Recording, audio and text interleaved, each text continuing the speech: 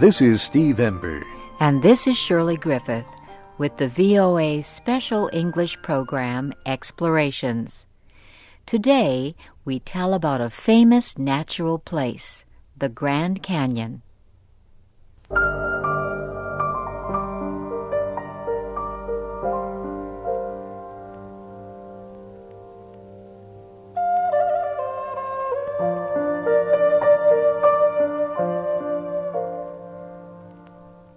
In late September 1540, a group of Spanish explorers, led by Captain Garcia Lopez de Cardenas, came to a stop. For weeks, they had walked north across the great southwestern American desert. The land was dry. The sun was hot. They were searching for 7 golden cities that they had been told about. There was not much to see on this land, just the far-away line where the sky meets the ground. Suddenly they came to the edge of what seemed to be a huge cut in the earth.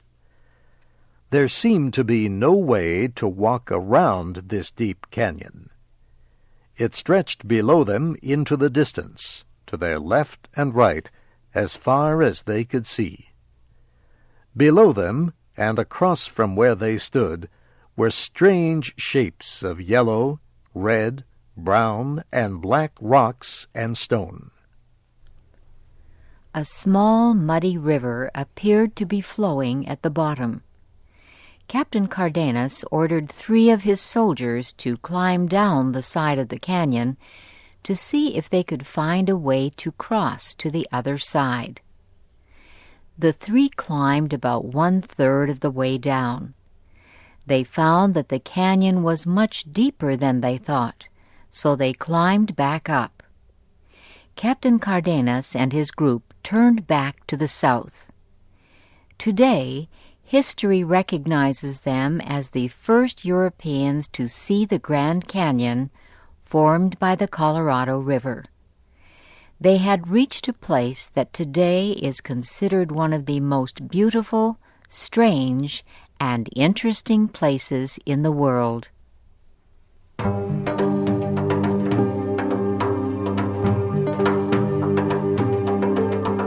European explorers did not return to the Grand Canyon for more than 2 centuries. Instead, native peoples continued to live there, as they had for hundreds, some of them for thousands of years. In 1776, 2 Spanish clergymen were seeking a way to travel from Santa Fe, in what is now New Mexico, to Monterey, California, on the west coast of North America. Father Francisco Escalante and another clergyman were unsuccessful in their search. However, they rediscovered the Grand Canyon. During the 19th century, the population of the United States was expanding rapidly to the west. The Grand Canyon was considered a barrier to travelers. Only 2 places had been found where the river is low enough to cross. As settlers moved west, the United States government wanted more information about Western territories. Much of the Grand Canyon was unknown. The words unknown territory were written on maps that showed the area. In May 1869, Major John Wesley Powell and 9 others began the first full exploration of the Colorado River. They put 4 wooden boats into the water at Green River Station in Wyoming. They began their trip to where the Green River joined the Colorado River. Major Powell wrote in his book that they were beginning the trip down the great unknown. Major Powell had served in the Union Army during the American Civil War. He lost his right arm in a battle during the war. After the war, he became a professor of geology at Illinois Wesleyan University. He also studied paleontology, the science of life existing in different periods of Earth's history. And he became expert in ethnology, the study of different cultures. He was the right person to explore the Grand Canyon. He was someone who could describe the geology of the area, as well as learn about the American Indians who had begun living in the canyon as many as 9,000 years ago. Several of those tribes still consider the Grand Canyon their home.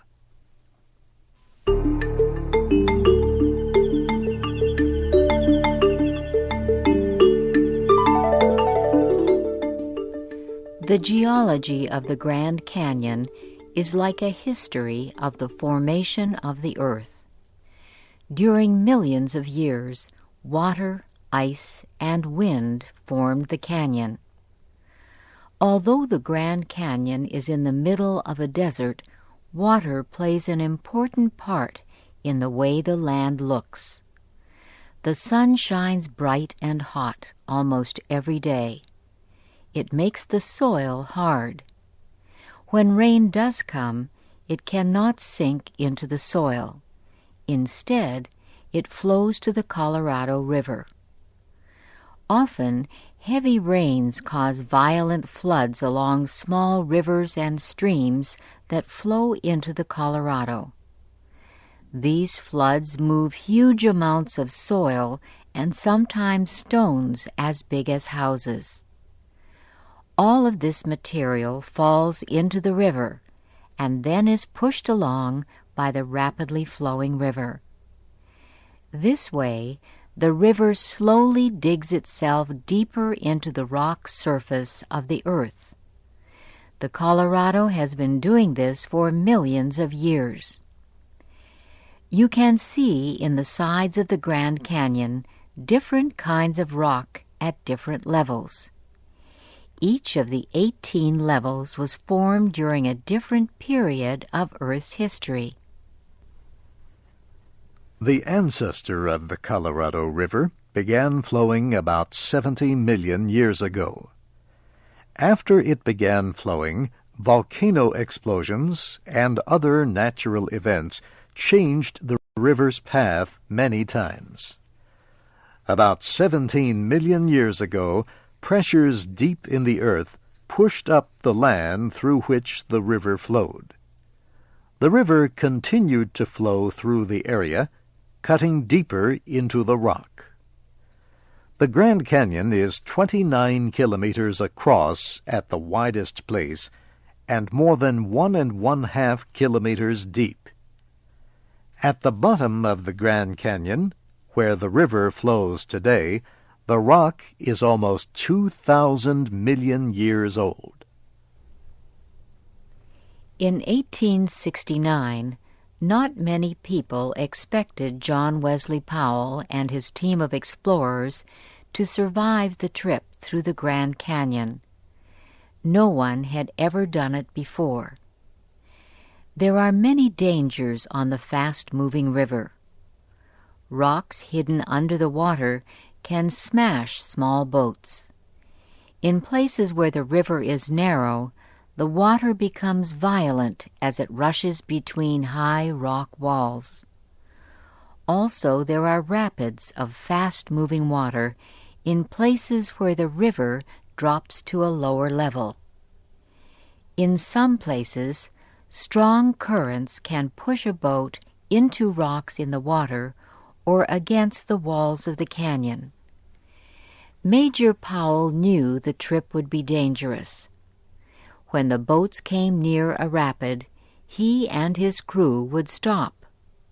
Sometimes they decided to go through by rowing the boats with their oars as they did in calm water. At other times they carried the boats and all their equipment around dangerous rapids. Major Powell wrote every day in a book about what they did and saw. This is how he described the difficulties of one day. We carried the boats around rapids 2 times this morning, During the afternoon, we ran a narrow part of the river, more than half a mile in length, narrow and rapid. We float on water that is flowing down a gliding plain. At the bottom of the narrow part of the river turns sharply to the right, and the water rolls up against a rock that seems to be in the middle of the stream. We pull with all our power to the right, but it seems impossible to avoid being carried against the cliff, and we are carried up high on the waves, not against the rocks, for the water strikes us, and we are pushed back and pass on with safety. More than 3 months after starting, Major Powell and his group reached the end of the Grand Canyon. 3 men had left the group earlier and were never seen again. 2 of the men in the group continued down the river to the sea, becoming the first people known to have traveled the entire length of the Colorado River.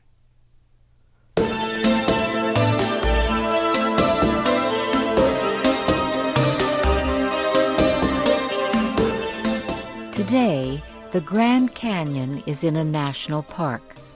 About 5 million people visit it each year.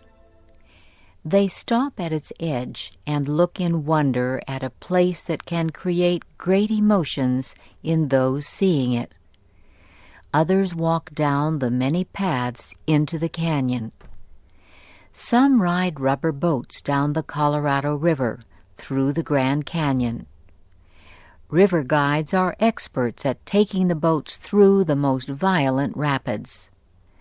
This activity, called Whitewater Rafting, is very popular. Generally, the trip takes about 2 weeks in boats that carry 3 or 4 people. Bigger boats with motors that carry about 20 people can make the trip in several days. As people float down the river, they see the many wonderful and strange shapes created by the forces of nature. They may see animals, such as bighorn sheep and coyotes. They experience the excitement of traveling through whitewater rapids and sleeping under the stars. The sound of the river is always present, sometimes loud, sometimes soft. After several days traveling on and sleeping near the river as it flows through the Grand Canyon, many visitors say they feel their cares and worries leave them. Their concerns are replaced by a feeling of wonder about the canyon and the powers of nature.